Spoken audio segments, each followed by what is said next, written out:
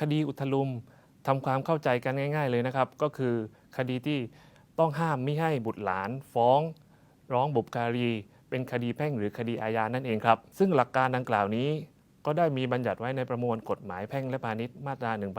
1562 ซึ่งบัญญัติว่าผู้ใดจะฟ้องร้องบุพการีของตนเป็นคดีแพ่งหรือคดีอาญาไม่ได้แต่ถ้าผู้นั้นหรือว่าญาติสนิทของผู้นั้นร้องขอ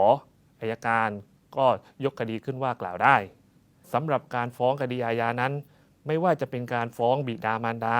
ในฐานะส่วนตัวหรือในฐานะอื่นไม่สามารถกระทำได้เลยเนื่องจากวัตถุประสงค์ของการดำเนินคดีอาญานั้น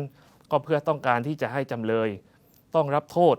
ซึ่งการรับโทษนั้นจำเลยจะต้องรับโทษเป็นการส่วนตัวจะรับโทษในฐานะอื่นไม่ได้นะครับดังนั้นการฟ้องบิดามารดาจึงเป็นการต้องห้ามโดยเด็ดขาดไม่สามารถกระทำได้เลยครับกรณีที่บุตรฟ้องบิดามารดาเป็นคดีอาญาในฐานะส่วนตัวเช่นบุตรมีรถยนต์อยู่คันหนึ่งและก็ให้บิดาเนี่ยได้ยืมนำไปใช้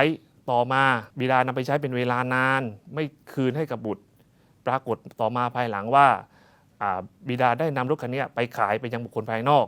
ซึ่งบุตรก็ไม่ได้ยินยอมให้กระทำเช่นนั้นเช่นนี้การกระทำของบิดาถือว่ามีความผิดฐานยักยอกทรัพย์กรณีเช่นนี้บุตรจะตั้งทนายความฟ้องบิดาในข้อหาความผิดฐานยักยอกทรัพย์ต่อศาลไม่ได้นะครับเป็นคดีอุทลุมแต่ในกรณีนี้บุตรสามารถที่จะ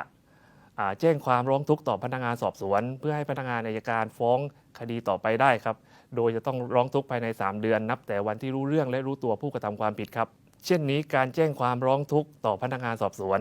ไม่ใช่การฟ้องคดีตามกฎหมายและการฟ้องคดีของพนักงานอัยการเป็นการฟ้องคดีไปตามอำนาจหน้าที่ตามกฎหมายครับจึงไม่ใช่เป็นคดีอุทลุมกรณีที่บุตรฟ้อง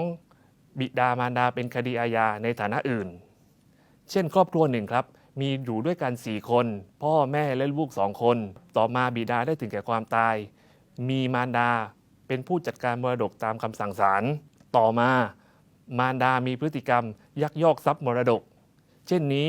บุตรทั้งสองจะฟ้องมารดาข้อหาเป็นผู้จัดการมรดกตามคำสั่งศาลยักยอกทรัพย์มรดกไม่ได้นะครับก็เป็นการต้องห้ามเช่นเดียวกันกรณีเช่นนี้